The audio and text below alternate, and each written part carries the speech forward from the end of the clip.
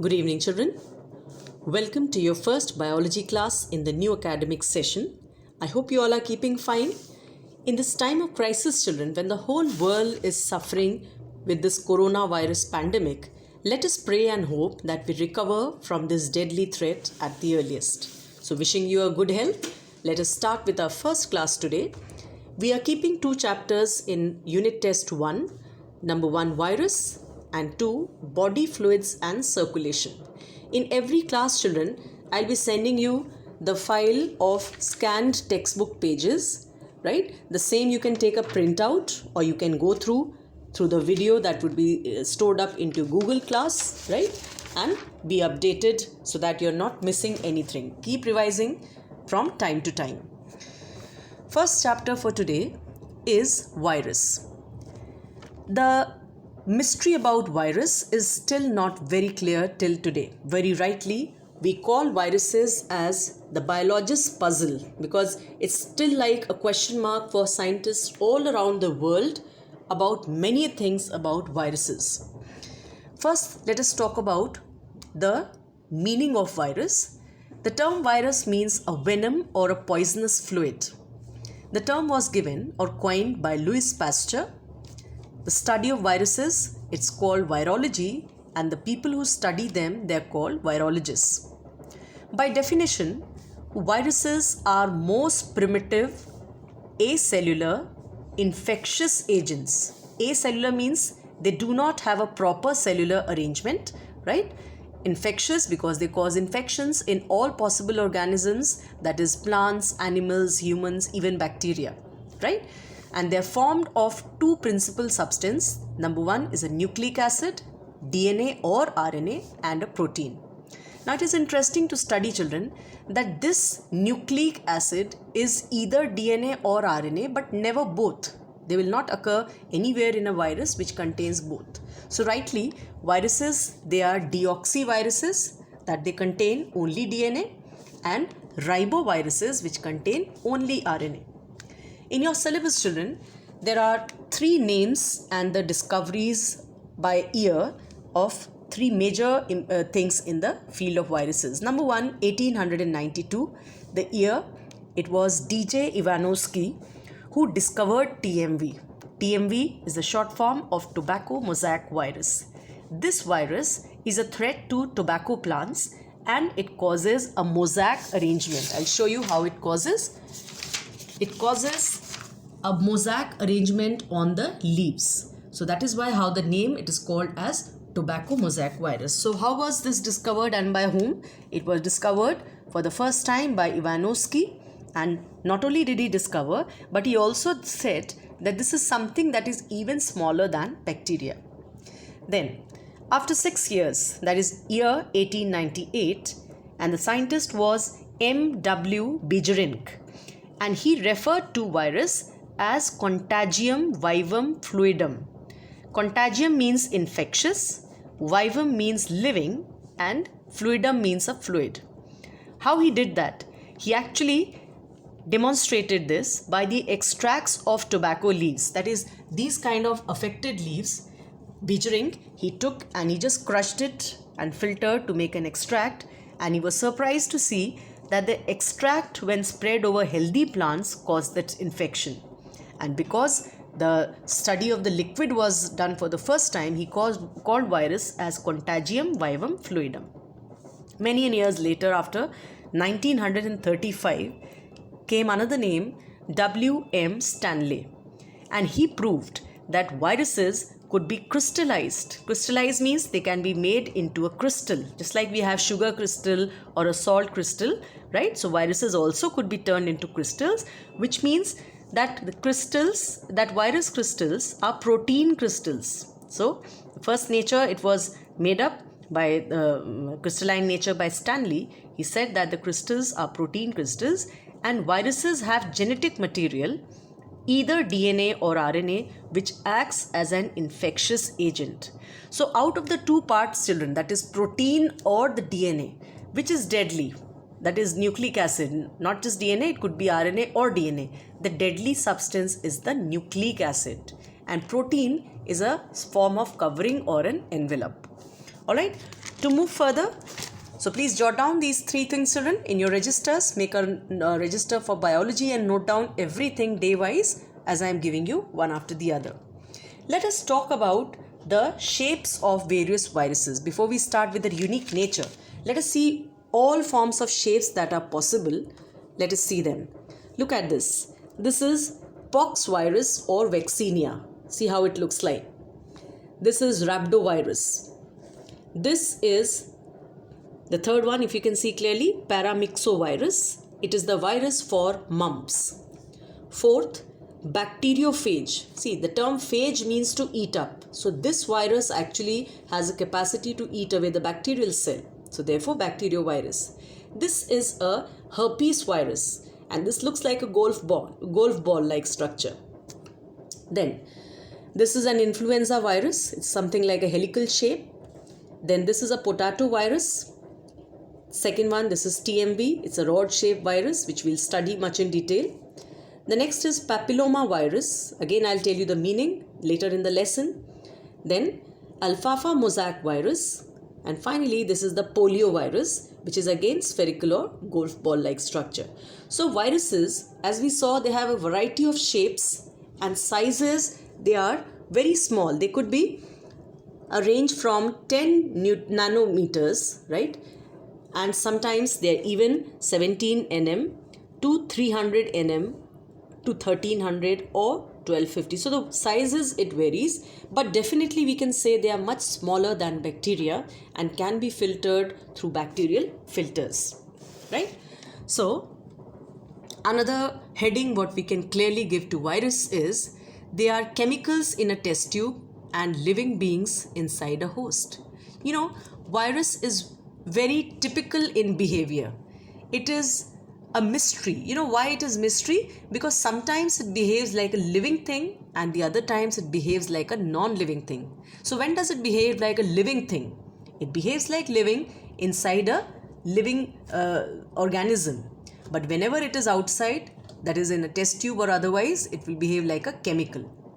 Let us start with some unique characteristics of viruses. Number 1, I already told you here, it is acellular, that is, it does not have a cellular arrangement, non-cytoplasmic, without cytoplasm, infectious agent. Second, it is smaller than bacteria and can be seen only under a very powerful electron microscope, and therefore it is ultra microscopic. Third, it contains DNA or RNA enclosed in a protein coat. And fourth, they are obligate parasites and can multiply only in a living host cell. See, the word has come here as obligate. The term obligate means strictly. So this term means strictly that it can live in a living host, otherwise outside it will have no means to multiply. Then viruses, they are filterable through bacterial filters because they are much smaller. They do not show any cellular division or a cell division. They can be crystallized just like a sugar or a salt crystal.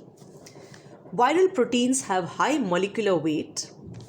Genetic material is either DNA or RNA, but never both.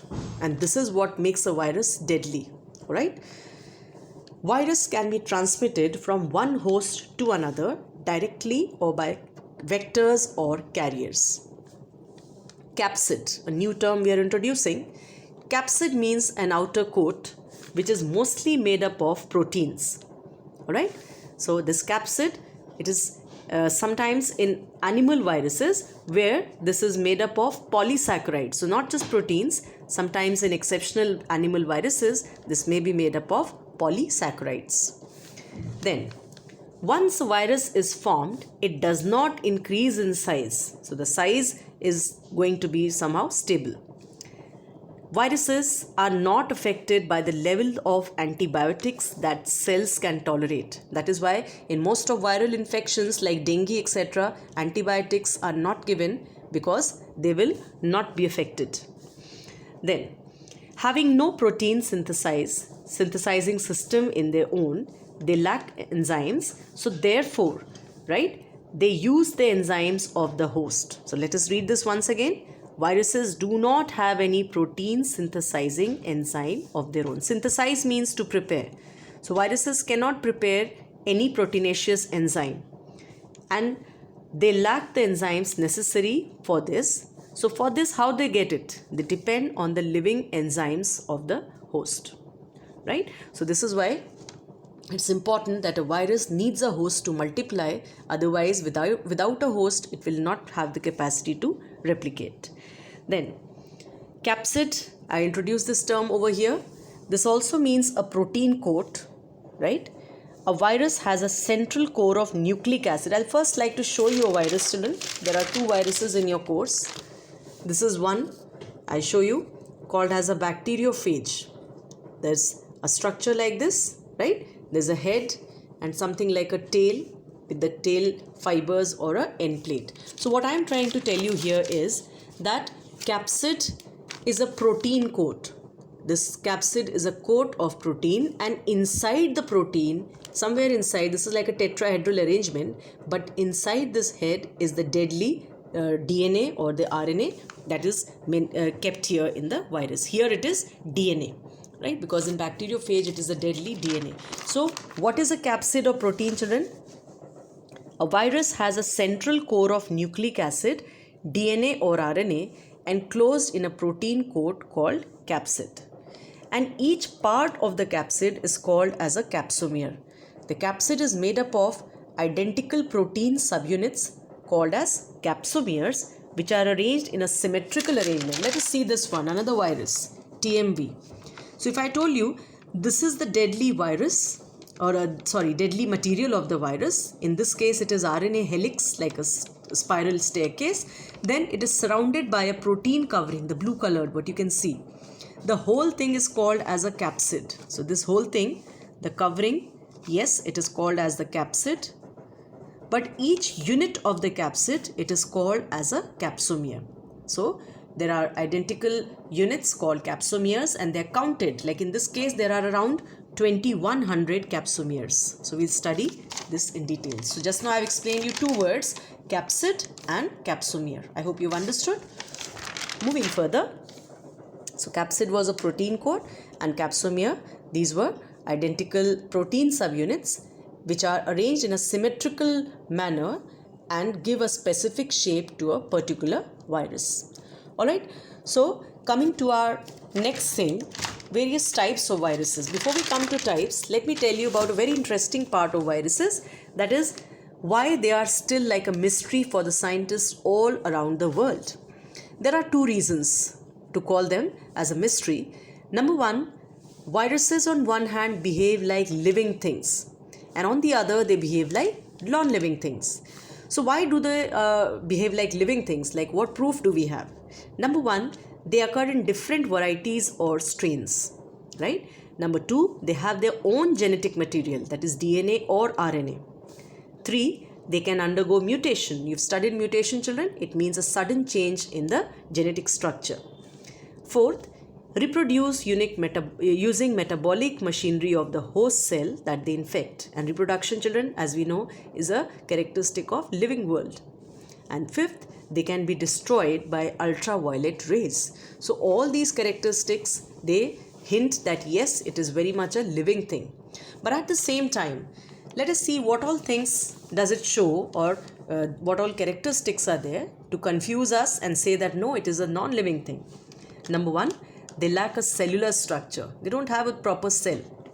Two, they lack enzyme systems, and they do not have any metabolic activity of their own. They have no metabolism of their own. Third, they can be crystallized and stored in bottles like crystals. No living thing have we ever heard that can be crystallized. And fourth, they do not respire. So respiration, as we know, children, is a characteristic of living things, and because they do not respire, so certainly there might be very good proof that to say that they are non-living things. Alright? Now, coming further, two types of viruses. This categorization has been given by Holmes in the year 1948. So this whole summary, if I tell you children, write it like this only in your register. Make a tabulated column like this. There are 3 types of viruses that have been broadly given. Number 1, plant viruses. We call them as phytophagini. Phyto means plant. Second, the category of animal viruses, which means zoophagini. The term zoo, zoology, that means the animal. And the third is the category of phagini. They parasitize lower organisms. So we'll study just now. Let us talk about the plant viruses first, or the phytophagini. Number 1, they cause diseases only in plants, and around 300 plant viruses have been known till date, right? Examples: TMV, just now I introduced you, tobacco mosaic virus. 2, TYV, which means turnip yellow virus. As the name tells, the turnip, the symptoms of this disease, of the virus that it causes, this will be yellowing of turnips. Third, potato mosaic virus. 4th, banana bunchy top virus. 5th, tomato leaf curl virus. The leaves, they start curling. See, usually plant viruses contain RNA. Most of the plant viruses, they contain RNA, but there are exceptions like cauliflower mosaic virus. It contains a DNA. So therefore, it's a DNA virus. So 3 things are important. The phytophagini, they'll affect only the plants. Number 2, around 300 have been found. These are some common examples, and mostly they contain RNA, except cauliflower mosaic virus that contains DNA. Coming to the second, that is zoophagini. These viruses, they parasitize animals. Just like plant viruses, they cause diseases in plants. So animal viruses, they'll be causing diseases in animals, including man, right? Now, here animal viruses, yes, they contain DNA mostly, but I'm showing you examples of both the categories. There are animal viruses that contain RNA, and there are most of the animal viruses that contain DNA. So we have examples, and please jot down accordingly. There are 3 categories of viruses under RNA category of animals. First, myxovirus.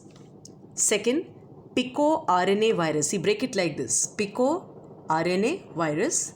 And third is ebovirus. Let us see what are these.